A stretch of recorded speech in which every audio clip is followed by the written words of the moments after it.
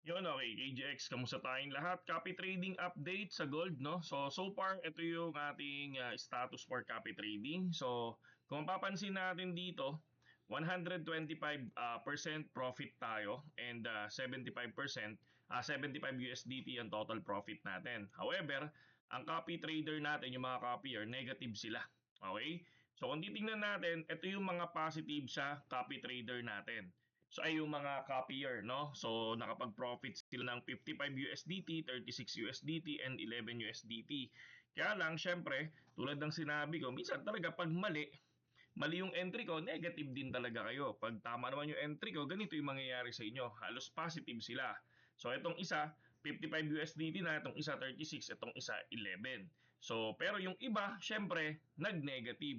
So far, anong pinaka game plan ko mamaya? So tinitingnan ko ngayon si Gold. So siguro mamayang gabi to. So tapos na ako mag-trade kanina. So positive 5 USDT tayo. So checking tayo sa 1 hour time frame. Sa 1 hour time frame ni Gold, kung titingnan natin, meron siyang downtrend dito sa area na to. Pero kung titingnan mo naman talaga overall, downtrend pa siya. So kung titingnan natin to sa mababang chart mamaya, sa 15 minutes, so ito siya. So ito yung nakikita natin possible na pwedeng gawing chart, no? So magsisimula ako dito. Guguhit lang ako para mamayang gabi, no? Sa area na yan at ang nakikita natin, etong area na to. So eto siya, tong dito sa side na to. Okay? Pero syempre, gagamit tayo ng RSI dito. Once etong area na to binalikan niya, no? Kunyari itong area na to. Teka. Yung area na yan binalikan ni Gold, no? Dapat para sa akin dapat ang RSI niyan, papasok ako diyan pag ang RSI niya RSI 12 dapat I think nasa 22, tapos ang RSI 24 niya below 30 or sabihin na nating 28. Yan. So magte-take risk na ako diyan kung ganyan yung magiging RSI niya. Oops. RSI 24. Mga 28. So ganyan, no? Magte-take risk ako. Pero kapag ang RSI nito ay nasa 35 pa, hindi ako papasok. Hihintayin kong bumaba muna yan. So, baka dito sa area na to. So, susubok tayo dyan. Baka dito sa area na yan. Pwede naman dyan. Baka mamaya dyan ko makita yung RSI na yun.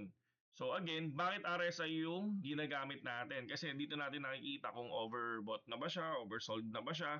Possible magkaroon siya ng konting rejection, di ba? So possible magkaroon siya ng pump ng konti. Possible pwede siyang maging lumipad or bumagsak. Ganyan yan eh. Kasi kapag RSI, bumababa yung RSI mo, oversold naman siya. Pag tumataas yung RSI mo, ako kasi above 90 eh. Pag above 90 na yan, extreme ano na yan, para sa akin oversold. So possible magkakaroon na ng correction, no?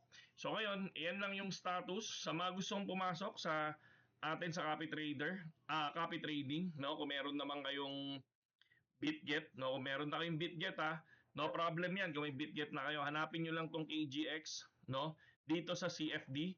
Ang gagawin nyo lang naman, trade, no? Pupunta kayo ng trade, tapos hanapin nyo yung copy, punta kayo sa CFD. So, ito, CFD copy trading. Tapos, search nyo lang dyan yung KGX, no? Search nyo lang. Kunyari, for example, KGX. Yan. Okay? Eto siya. So, ito pala ako kasi naka-open ako, no? Makikita nyo naman yung name ko dyan KGX, no? Nasa CFD ito. No, KGX, tapos pwede naman yan. Ito yung ating asset. Ito yung ating performance, 125% naman.